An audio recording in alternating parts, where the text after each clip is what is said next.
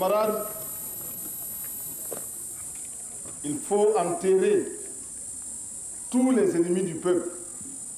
Il faut enterrer tous les défauts qui empêchent le peuple de se libérer, qui empêchent le peuple de construire son bonheur.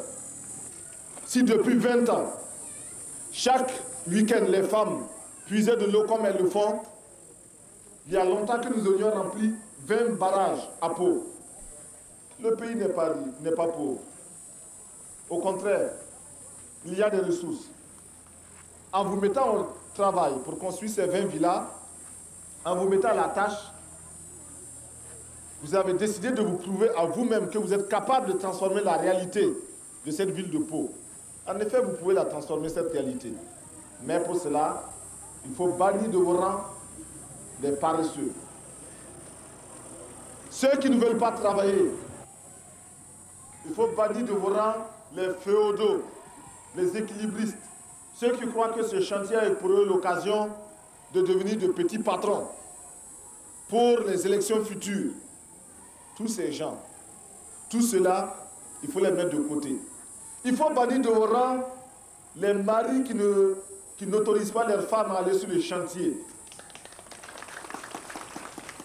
Camarades, les mauvais maris, les mauvais maris, les paresseux, les voleurs, les maris réactionnaires, les petits patrons, les grands patrons, les détourneurs de fonds, les voleurs,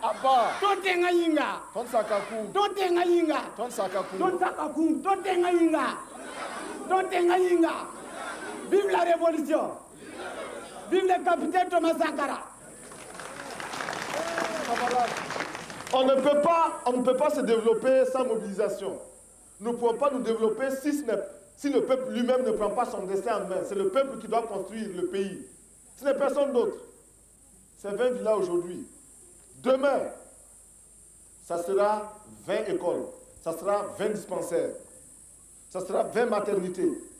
Et chaque année, ce sera comme ça. Camarades, l'impérialisme, le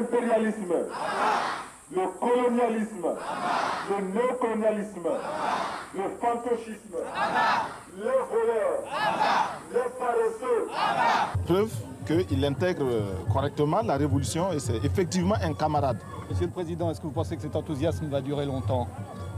Aussi longtemps que les populations commenceront à se convaincre et à percevoir qu'elles-mêmes peuvent transformer leur situation et peuvent améliorer leurs conditions. Au début, c'était des mots, ce n'était que des mots et une adhésion euphorique. Le doute avait commencé à s'installer. Aujourd'hui, il est évident que dans ce bâtiment-là, qui se construit petit à petit, grâce à l'engagement des populations, ce bâtiment-là est la preuve que la révolution apporte effectivement quelque chose de qualitatif. Merci.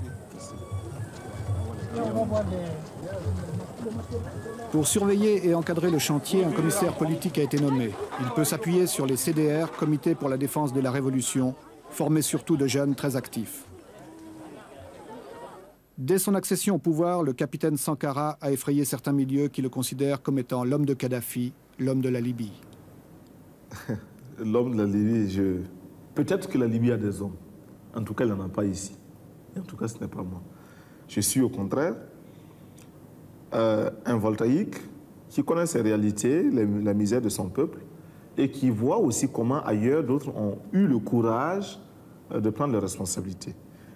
N'ont pas honte de dire que nous traitons avec Kadhafi, n'ont pas honte de dire qu'à certains moments, il nous a aidés à notre demande et quand certaines de ces aides ne nous convenaient pas, nous le lui avons dit. Mais de là à dire que nous sommes influencés par Kadhafi, c'est absolument faux. Absolument faux parce que nous ne faisons pas ici ce que fait la Libye. D'abord, Lord Volta n'est pas la Libye. Ensuite, moi, je ne suis pas Kadhafi. Les voltaïques ne sont pas libyens. Cela est très important. Nos positions n'ont pas toujours plu. Mais nous voilà nous connaissons un dilemme. Soit taire nos positions que nous considérons comme vraies, donc taire la vérité. La vérité, c'est ce que chacun de nous a sa vérité, bien sûr. Nous n'avons pas la vérité absolue. Donc, consciemment mentir pour bénéficier des grâces de ceux qui peuvent nous aider ou de nos partenaires qui sont délicats et puissants. Ou alors leur dire la vérité dans la conviction, dans l'intime conviction que nous rendons service à notre peuple et à tout autre peuple. Aux Nations Unies, nous sommes membres du Conseil de sécurité des Nations Unies, nous recevons aujourd'hui des pressions multiples, multiformes pour orienter nos votes, pour orienter nos prises de position aux Nations Unies. Pouvons-nous nous taire lorsque l'on agresse un pays parce qu'il est petit? Pouvons-nous nous taire lorsque l'on envahit un autre pays? Nous estimons que si nous sommes aux Nations Unies et au Conseil de sécurité, et si nous n'y sommes pas simplement pour compléter les effectifs et pour la foire, nous devons avoir le courage de dire au nom des peuples qui nous ont fait confiance, car il s'agit de vote, et la Haute-Volta a eu plus de 104 pays qui l'ont élu, nous devons représenter leurs intérêts. Et en particulier, ces pays non alignés qui ont massivement voté pour la Haute-Volta, nous devons quotidiennement, constamment, courageusement défendre les intérêts des non alignés d'une manière particulière, mais d'une manière générale, de tous les peuples qui s'indignent. Si nous ne voulons pas que le Conseil de sécurité des Nations Unies et les Nations Unies en général deviennent une caisse de résonance manipulée par quelques tambourinaires puissants, il nous faut, nous, membres, y exercer tout notre droit, même s'il est limité du fait que quelques-uns ont un veto qui est omniprésent.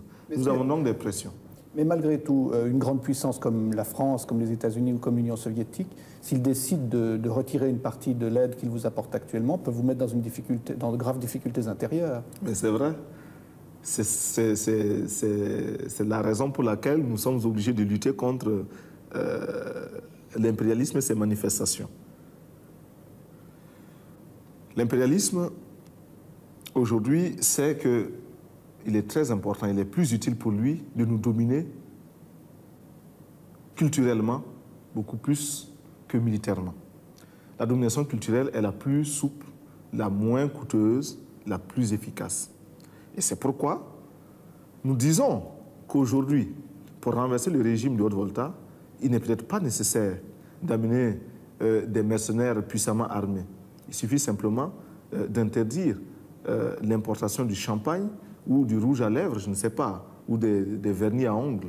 Cela suffit à nous renverser. Parce que la petite bourgeoisie aujourd'hui est convaincue qu'elle ne peut se passer de ces produits-là. Eh bien, il nous faut travailler à décoloniser les mentalités. Nous travaillons à reconditionner notre peuple, à accepter de vivre tel qu'il est, à ne pas avoir honte de ces réalités, à s'en contenter et même à s'en glorifier. C'est bien si les autres vivent comme cela, mais c'est normal que nous vivions autrement. Nous l'avons choisi.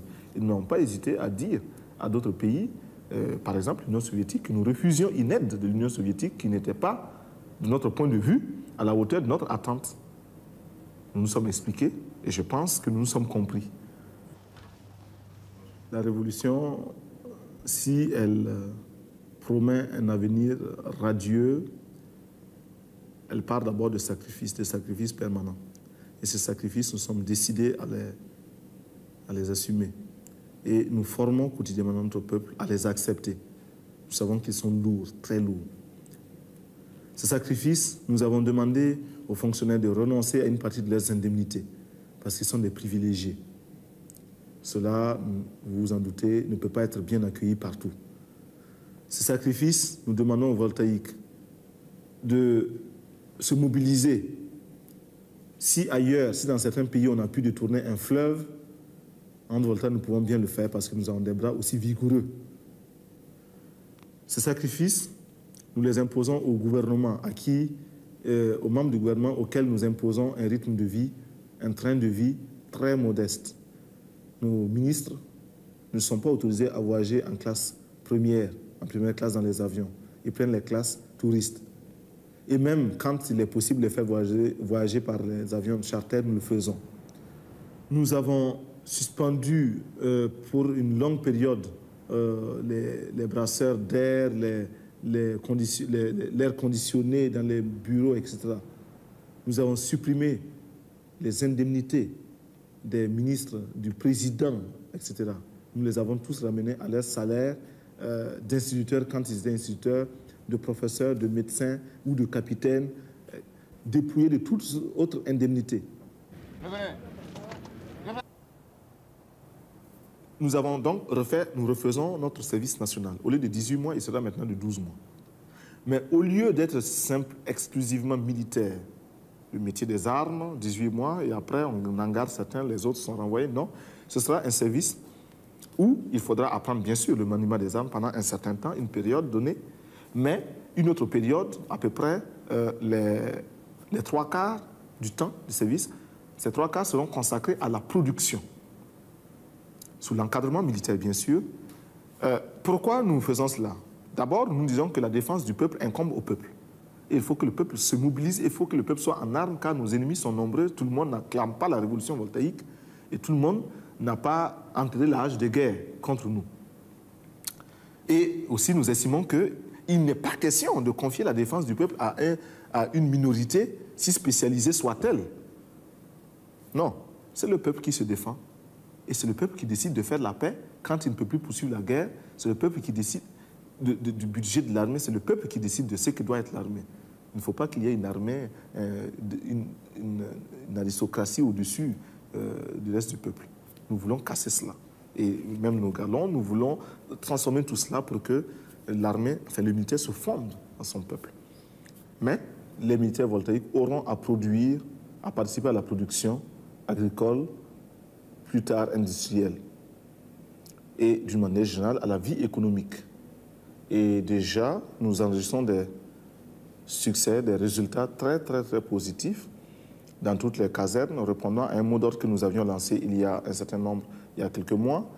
Les militaires se sont mis à construire des poulaillers et procèdent à un élevage des poulets qui est de plus en plus intéressant. Quelle était la consigne pour les soldats? La consigne était un quart de poulet par militaire et par semaine. C'est un minimum. Nous savons que si ce quart de poulet par militaire et par semaine est réalisé, il y a une amélioration de l'alimentation. Il y a aussi un désintéressement de cette couche de salariés réguliers que sont les militaires par rapport au marché du poulet et de la volaille, ce qui va nécessairement baisser le prix de la volaille pour d'autres clients que sont les civils. Et puis, l'effet d'entraînement, c'est que le militaire qui le fait pour lui-même, qui le fait parce que son chef lui a donné l'ordre de le faire, sera tenté de le faire pour lui-même à domicile. Et puis, forcément, cela fera tache d'huile.